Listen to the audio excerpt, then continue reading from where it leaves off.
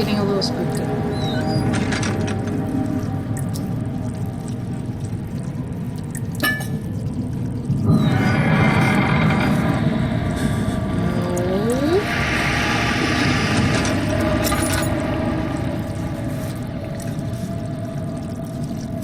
Of June, 1839.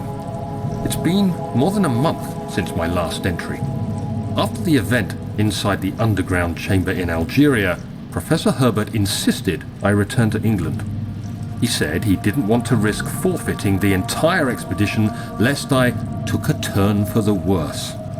An excessive decision, in retrospect. But I'm glad it turned out that way. I found my journal this morning in the haphazard collection of things brought home from Africa. Next to it lay the broken stone orb wrapped in cloth. I tried to assemble it, but couldn't. The pieces wouldn't fit together, as if they weren't from the same object.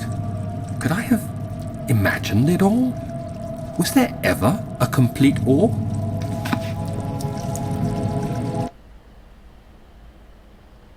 Sorry guys, I have to do this real quick.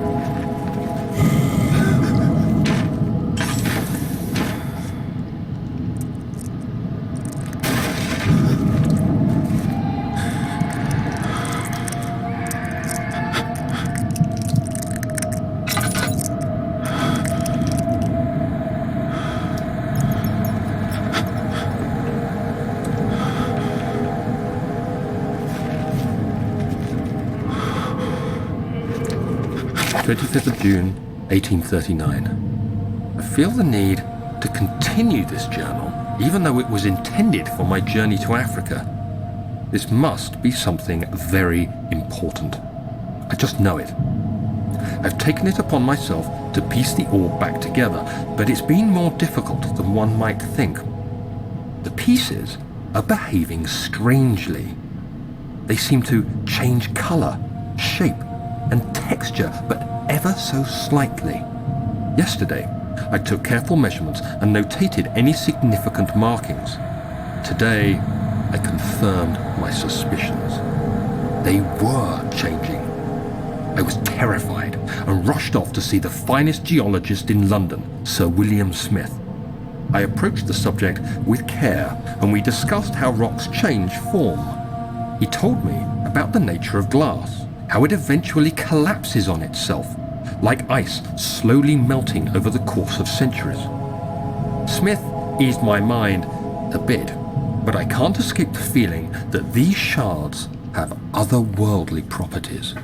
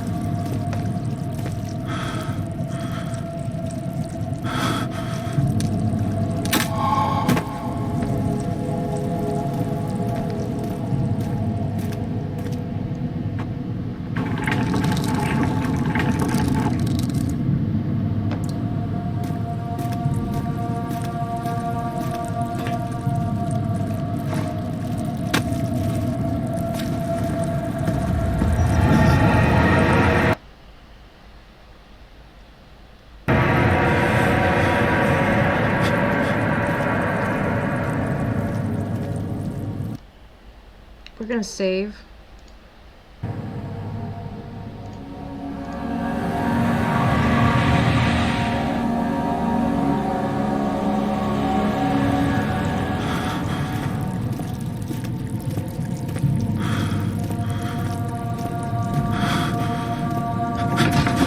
Cellar archives. He crashed through the surface. The dark Atlantic waters smothered him as he struggled to make sense of the situation.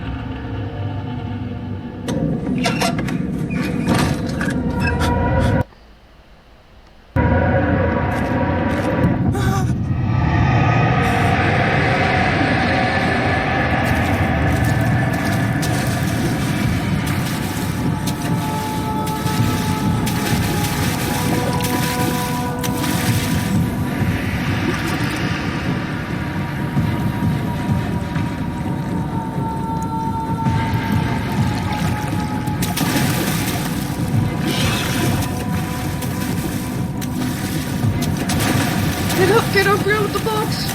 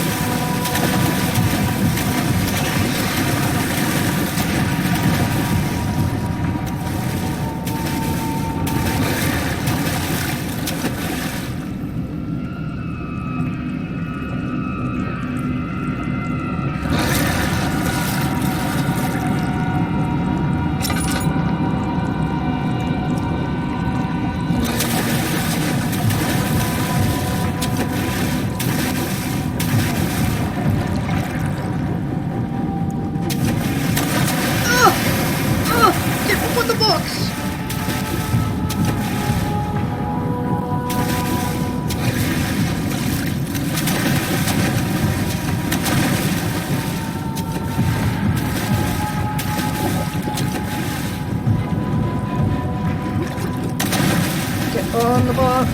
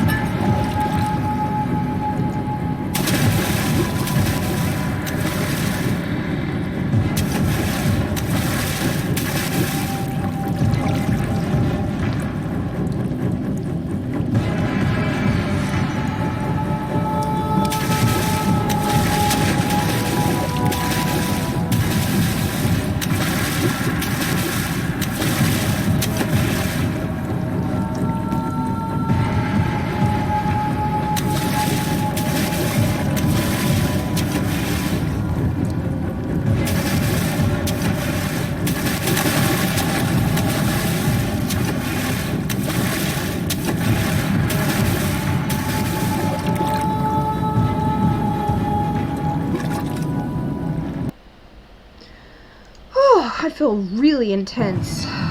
Like...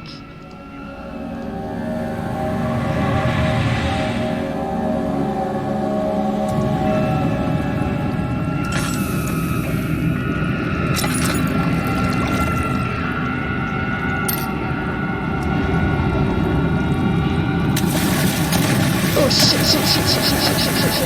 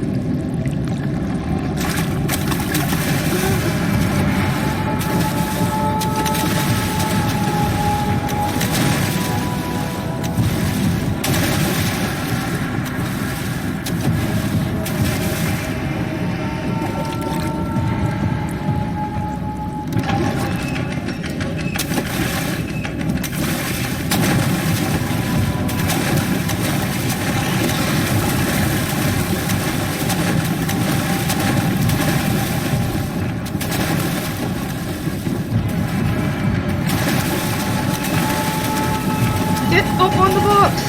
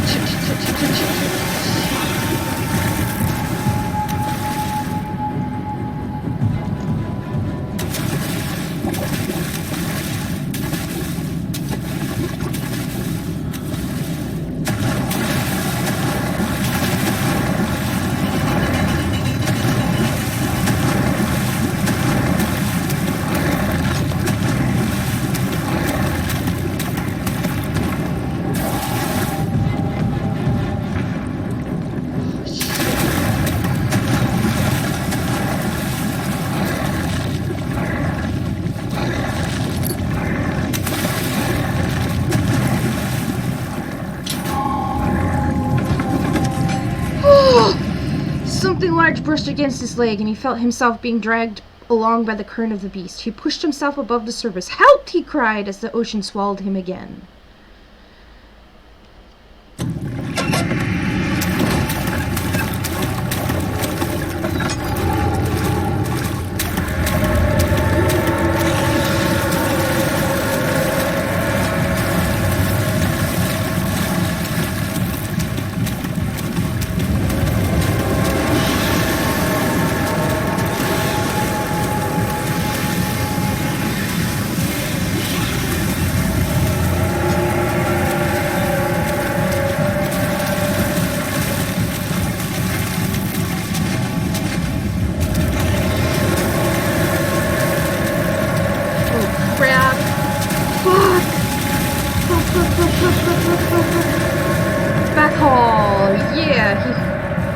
Himself being hoisted out of the ocean. The lacquered hull of the SS Hortense glittered in the soothing, warm yellow light of the setting sun. He turned his head to the calm ocean, reaching towards the coast of Portugal, and thought, "Is this another dream?" Thank you, thank you, thank you, thank you. Let's put this away. Oh, soothing music.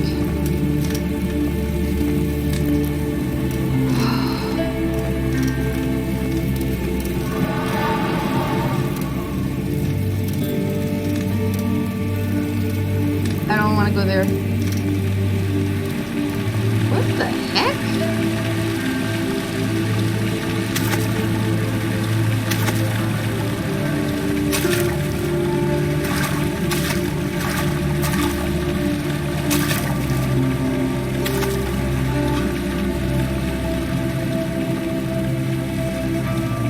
Alright, we'll check it out.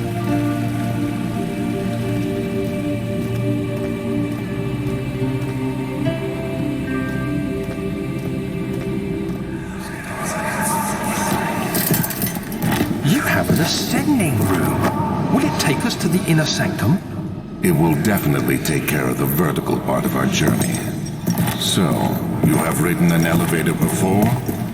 Yes, the Colosseum at Regent's Park has one. It takes you to the gallery where you can view the panorama. Good. This ride might be a little longer, and in the other direction.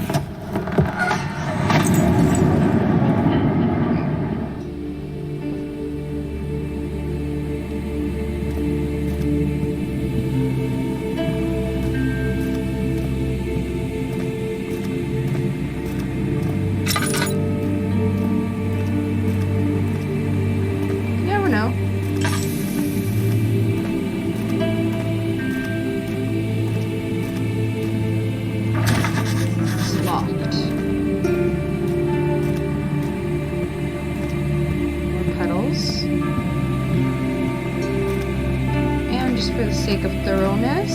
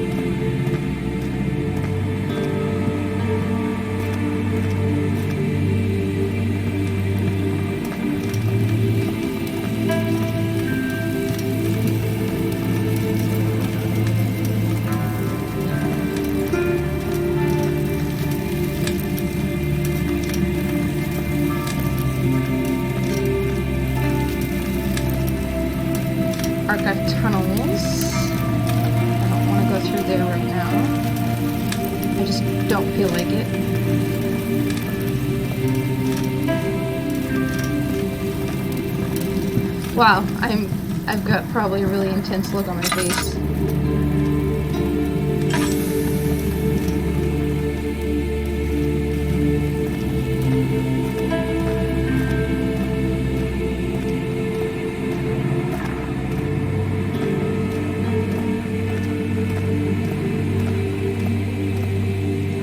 Let's go into study. He returned the cup of tea to the saucer and picked up the orb as one an apple, and one pondered on the strange happenings.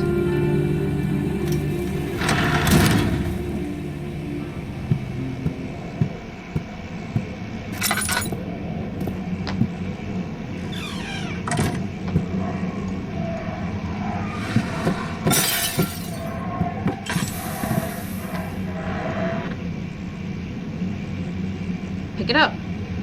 Pick it up. Okay.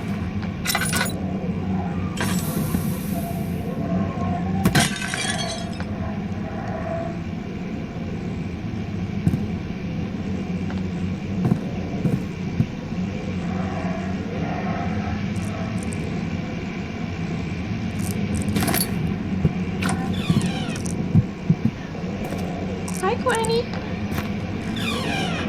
Hi, Meow. We're doing this so that I can get my sanity back up. Let's see. Crystal clear. Good. Alright.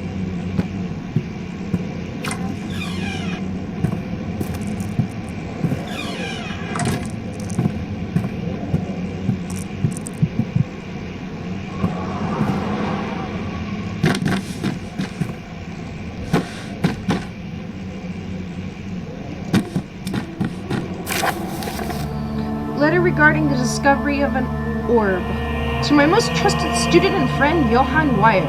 The most remarkable thing happened as I was traveling through the Prussian woods this summer. I finally found one of the orbs I have been looking for the last 20-odd years. It is as inexplicable as the Heliodromus described in the Hortus Conclusus. It was as it was told about, an underground Mithraic temple crowned with the unearthly artifact. The orb was big enough to feel my cupped hands, and the texture was smooth enough and jagged. Its color washed while rich. Contrast is not enough to describe its nature. It was an impossibility, an artificial paradox captured within stone.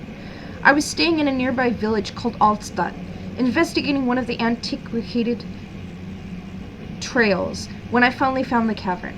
I went inside, and suddenly I could verify the truth of these enigmatic artifacts. They were real. As you can understand, this is the most important discovery of my life, but it has also become my greatest fear. As I entered the underground chamber, I could feel that I was trespassing. Because of my curiosity, I did my best to fight these instincts, and fetched the orb from its place. I scrambled out of the chamber into the woods.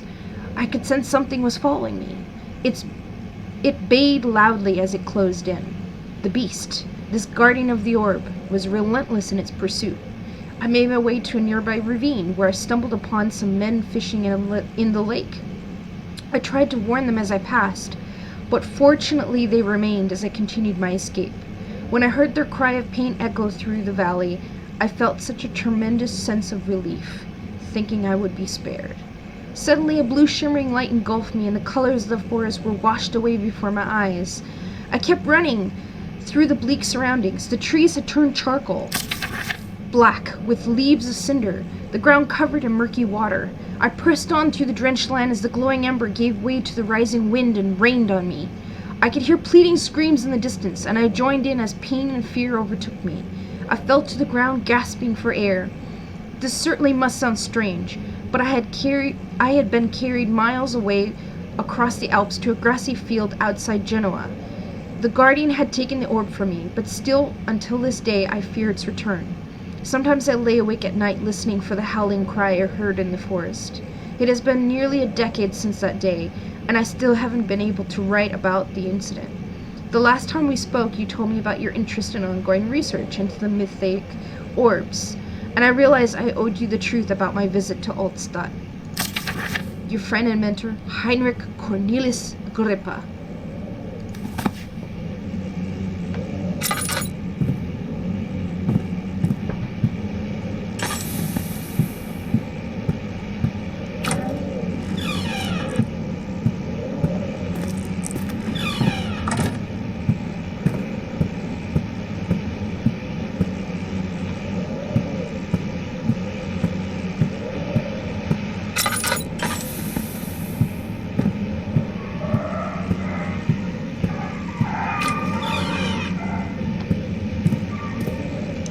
creepy. Chambers of the human skull. Yeah, somebody was doing creepy shit. Oh, God. The smell would have been atrocious. Animal experiment. Canis lupus familiaris. 1658, April 12th. After a short study, it is clear that the agitation found among humans can be found in the dog. Fear and pain induce stress, which seems to trigger an endogenous response, causing the animal to burst with energy. I believe that the catalyst is produced in the brain. It is difficult to determine exactly where and what it is, but I can sense it. It reeks of cosmic genius. There is an inherent problem in harvesting this energy, since the creature is bound to die from the exercise. I must refine this process of torture to enable any real work to be done. More experiments must be performed, but it seems that only human beings are able to produce the amount necessary. It might be their ability to appreciate the severity of the process that ultimately augments their experience of terror.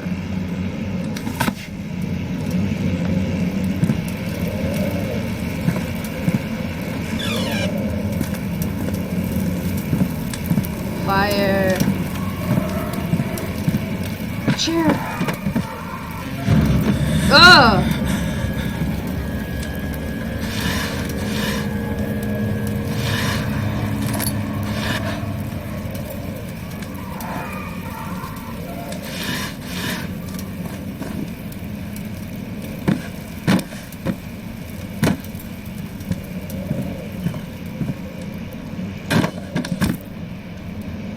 What is this? Looks like a bone or rock. This is bone. Anatomy Frontiers, 1658, January 9th. Further disappointment. The antiquarian's latest findings yielded nothing. I'm still unable to grasp the inner workings of life and its relation to the power I sense within it. I shall pursue more books on the subject, but I suspect it will be in vain.